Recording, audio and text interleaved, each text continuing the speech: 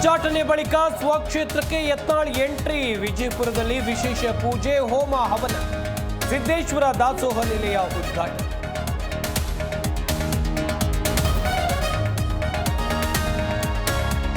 ಮಾಜಿ ಸಚಿವ ಎಚ್ಎಂ ರೇವಣ್ಣ ವಿರುದ್ಧ ದೂರು, ಕೇಸ್ ಕಂಪ್ಲೇಂಟ್ ವಾಪಸ್ ಪಡೆಯುವಂತೆ ಆವಾಜ್. ನ್ಯಾಯ ಸಿಗ್ತಾ ಇಲ್ಲ ಅಂತ ಮಹಿಳೆಯಿಂದ ಮತ್ತೆ ದೂರು.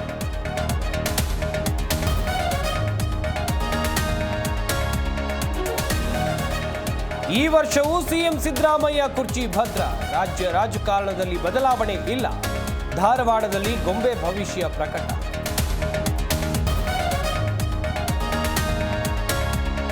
ಬೆಂಗಳೂರಿನಲ್ಲಿ ಯುಗಾದಿ ಹಬ್ಬದ ಸಂಭ್ರಮ ಸಡಗರ. ದೊಡ್ಡ ಗಣಪತಿ ಗಂಗಮ್ಮ ದೇವಿಗೆ ವಿಶೇಷ ಪೂಜೆ. ಕಾಡು ಮಲ್ಲೇಶ್ವರನಿಗೂ ಭಕ್ತರು ನಮೋ ನಮಃ.